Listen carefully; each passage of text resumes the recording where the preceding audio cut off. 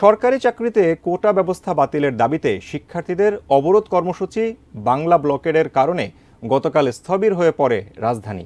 এছাড়া দেশের বিভিন্ন বিশ্ববিদ্যালয় এবং গুরুত্বপূর্ণ এলাকায় সড়ক মহাসড়ক অবরোধ ও বিক্ষোভ করেছেন শিক্ষার্থীরা।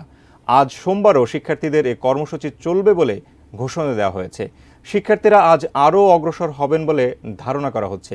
বিস্তারিত ইমতিয়াজ আলমের রিপোর্টে।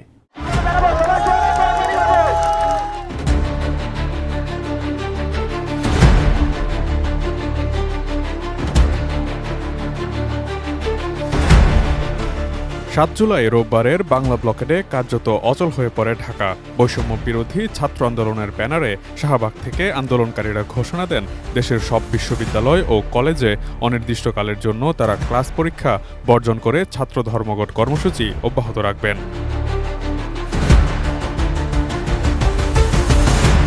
ছাত্র ধর্মঘটের পাশাপাশি বিভিন্ন গুরুত্বপূর্ণ সড়কে অবরোধ কর্মসূচি চলবে। আন্দোলনের সমন্বয়ক নাহিদ ইসলাম এই কর্মসূচির ঘোষণা দিয়ে বলেন, আজ আমরা শাহবাগ থেকে কারওয়ান বাজার পর্যন্ত গিয়েছি, কাল ফার্মগেট পার হয়ে যাব।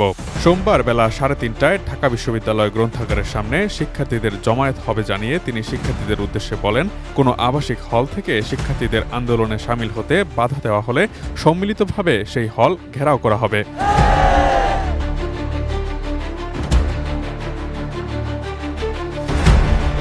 পূর্ব ঘোষিত কর্মসূচি অনুযায়ী গতদিন শুধু ঢাকাতেই 8টি স্থানে সড়ক অবরোধ করেন বিক্ষুব্ধ শিক্ষার্থীরা। কেন্দ্রীয়ভাবে শাহবাগ মোড় অবরোধ করা হয়। এখান থেকে শিক্ষার্থীদের একটি অংশ গিয়ে পাশের ইন্টারকন্টিনেন্টাল হোটেলের মোড় দখল করে কারওয়ান বাজারের কাছাকাছি পর্যন্ত আসে।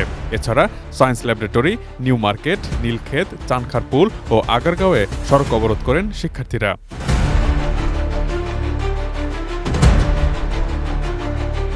এ সময় শিক্ষার্থীরা কোটা না মেধা, মেধা মেধা, ৭১-এর হাতিয়ার, গর্জে উঠুক আরেকবার প্রভৃতি স্লোগান দেন। ইন্টারকন্টিনেন্টাল হোটেলের মোড়ে বিকেল ৫টার দিকে বিদেশি অতিথিবাহী মাইক্রোবাস আটকে দেন শিক্ষার্থীরা।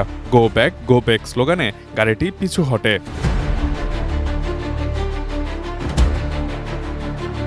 একদল আন্দোলনকারী শিক্ষার্থী বিকেলে রাজধানীর চানখারপুল মোড় অবরোধ করেন। এতে ওই সড়ক দিয়েও যান চলাচল বন্ধ হয়ে যায়। এর প্রভাব পড়ে মেয়র হানি ফ্লাইওভারের উপর।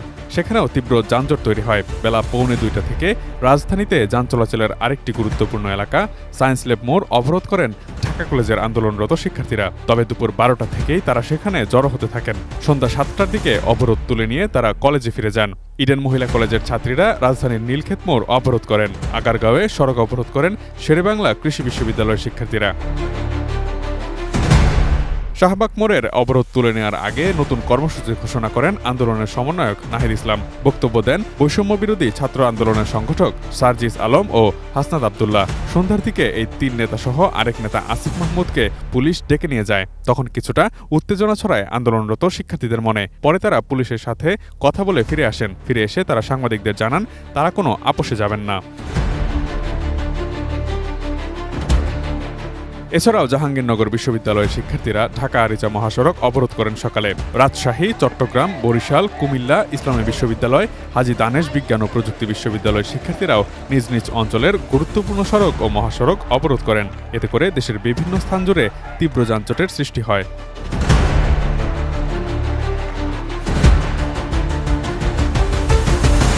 Imtiaz Alam, desk report, ATN news.